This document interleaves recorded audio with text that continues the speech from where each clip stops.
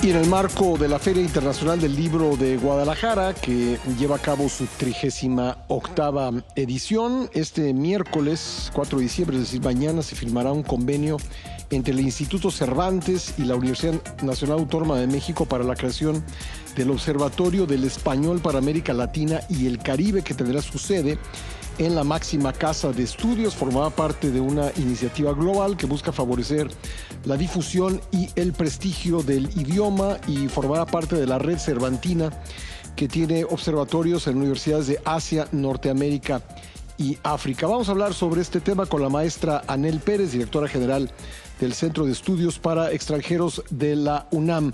¿Qué tal, maestra? ¿Cómo está? Gracias por estar con nosotros. Querido Pascal, pues encantada, muy agradecida contigo, como siempre, con el apoyo a la UNAM. Encantado, yo también. Oye, ¿en qué consistirá el trabajo del Observatorio del Español en México para América Latina y el Caribe? Pues en una puerta que se abre para un universo en general. Te comento, Pascal, en México es uno de los países de mayor número de hispanoparlantes en el mundo, ¿no? Son más de 120 millones de mexicanos que hablamos un español integrado a 11 familias lingüísticas. Esto quiere decir que el español tiene distintas apropiaciones, usos y, vamos a decir, formas de habitar en distintas geografías del mundo. ¿Por qué es importante hacer un observatorio y por qué queremos hacerlo con el Cervantes? Bueno, porque el Instituto Cervantes es uno de los institutos en el mundo que defiende un tipo de español, que es el ibérico, digamos, pero que se interesa desde ahí de cómo permea en otras entidades del mundo este idioma. Evidentemente, América Latina tiene una recepción del español que en los últimos 500 años ha tomado una gramática, una ortografía, un uso distinto en Bolivia que en Perú, en Chile, en Argentina, ¿no? El vosotros, el vos argentino, en México, por ejemplo, que no usamos esa voz, usamos muchísimo el subjuntivo, formas gramaticales, ortográficas, lingüísticas distintas, y es muy importante un observatorio que permita estudiar, investigar y compartir el conocimiento de esos usos del español, Pascal, que hacen que tú y yo nos entendamos en este español junto con tu audiencia en una serie de entendidos que son más allá que lingüísticos, son culturales, son políticos, evidentemente sociales también, y que hablamos distinto del español chicano, por ejemplo, ¿no? O del español uruguayo. Entonces, bueno, esta forma de lenguaje crea identidades, y desde la UNAM es muy importante en este centro donde estoy. Es el Centro de Enseñanza para Extranjeros, donde nos dedicamos a enseñar el español a los extranjeros, a certificar el español junto con el Cervantes, la Universidad de Salamanca y la Universidad de Buenos Aires, a formar profesoras, profesores de español a través de diferentes esquemas, y, por supuesto, también hablar de la cultura mexicana, que es donde permea finalmente el lenguaje, ¿no? Entonces, bueno, el lenguaje es mucho más que un tema de diccionarios. Es la forma en la que nos entendemos multiculturalmente, interculturalmente, y por eso es tan importante hacer viva esta manera de observar, y me gusta muchísimo la palabra de el observatorio, que forma parte de un observatorio global, que desde el Cervantes también tienen el interés. Nosotros quizá en México le hubiéramos puesto el laboratorio del español, pero está bien llamarle observatorio porque eso haremos. Es una manera de observar activamente, compartiendo con los propios usuarios del español qué es lo que pasa con nuestra lengua, Pascal, todos los días, que transformamos la lengua, que incluimos o olvidamos, ¿no? Otras palabras. Nadie dice feliz ahora, como se decía en época de nuestras abuelitas, o hay otras palabras que están en desuso o que se apropian del náhuatl, ¿no? Como apapachar y como muchas otras palabras que le damos desde el náhuatl en México y que no entenderían en otras partes del mundo. Y lo mismo ocurre, desde luego, el español colombiano, la fascinación de todas las lenguas en Latinoamérica. Entonces, creo, Pascal, que esto es en realidad la celebración de una puerta que se abre para darle el lugar al español latinoamericano, con todo el impacto que además hoy tiene una especie de statement político Sí. frente a un gobierno trumpista que viene con una intención particular a esto que llaman los hispanos, los bad hombres, ¿no? Entonces, bueno, de eso se trata este convenio.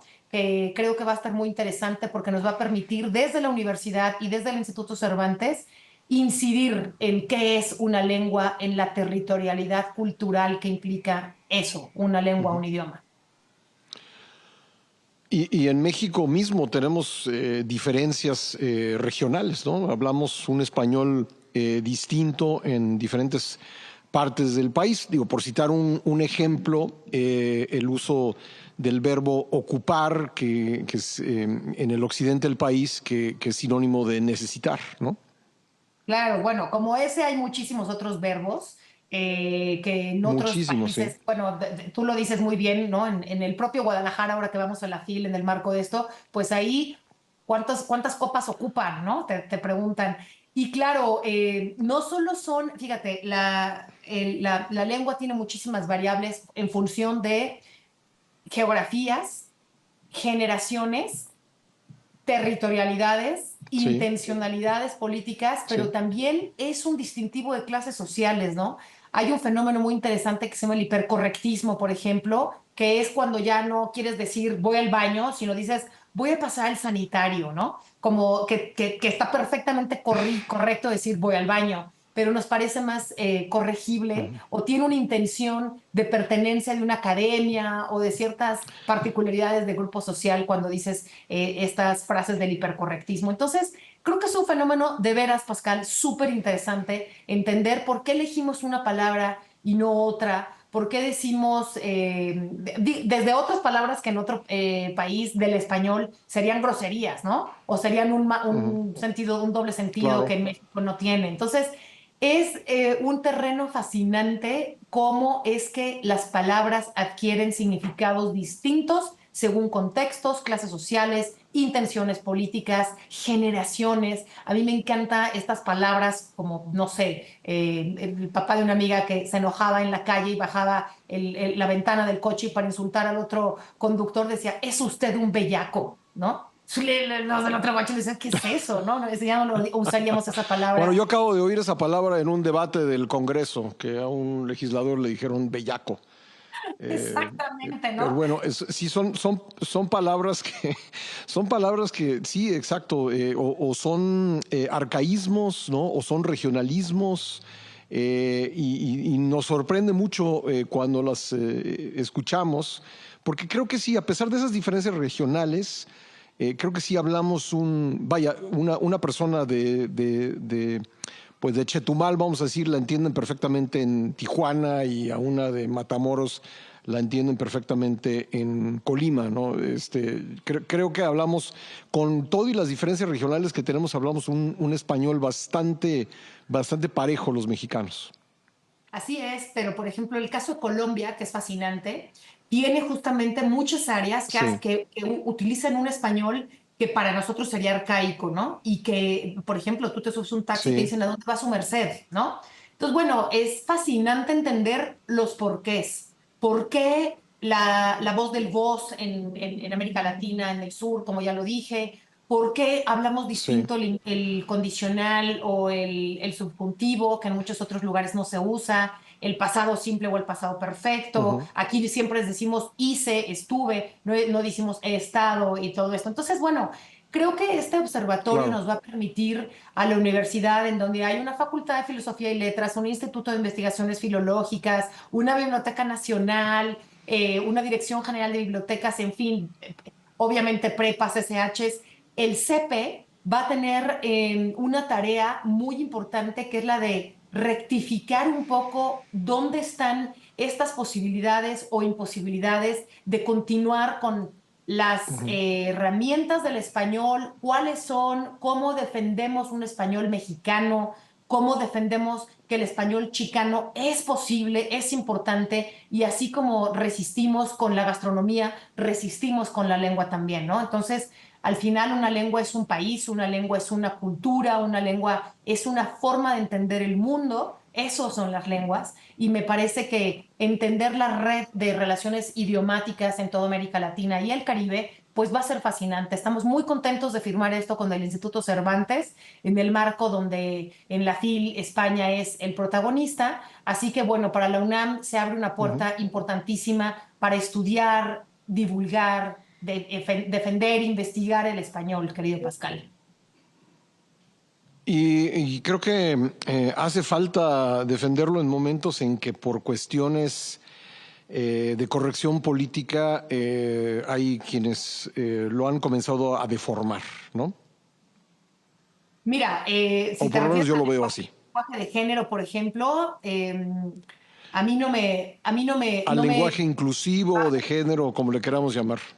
Sí, bueno, pues y eso es un tema que no empezó con el español, empezó con el he y el she del inglés. O sea, el tema de el lenguaje Sí. incluyente no empezó en el español, empezó en el inglés.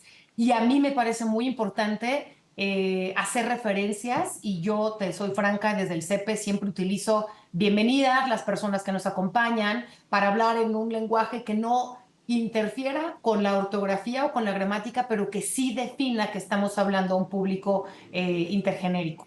Eso por una parte, pero también están los otros Claro. lenguajes, Pascal. Está el lenguaje que utilizan nuestros amigos de cinematografía o de la Filmoteca de la UNAM, en donde usamos cosas como un paneo, un zoom in, un zoom out, y no digamos la gente de marketing que no sabe hablar en español, ¿no? Y que el propio la palabra marketing la utilizan cuando puedes hablar con mercadotecnia, ¿no? Entonces, bueno, el Sí, CEO, es vastísimo el debate, contéstame, ¿eh? ASAP, ¿perdón? Eh, Digo, es vastísima la discusión en torno del idioma y de su uso. Creo que qué bueno que exista esta iniciativa. Creo que va a ser muy útil para conocer, pues primero las diferencias regionales que hay entre los países hablantes del español, que hasta en África los hay, y también para discutir, pues, si debe haber si el idioma debe ser o debe estar regido por el purismo o se vale transformarlo, digamos, con los usos y costumbres. Pues maestra, muchísimas gracias por haber estado con nosotros esta mañana. Al contrario, Pascal, y yo invito a tu auditorio a que visiten la página del CEPE. Siempre tenemos cosas interesantes de español y de cultura mexicana, muchísimas de ellas gratuitas y abiertas a todo el público. Así que cepe.unam.mx, acá las esperamos y seguimos en contacto para contarte cómo vamos con el Observatorio de Español. Mil gracias por el espacio. Claro que sí, muchísimas gracias. Gracias, Chao. maestra. Gracias a la maestra Anel Pérez, directora general del CEPE, el Centro de Estudios para Extranjeros de la UNAM.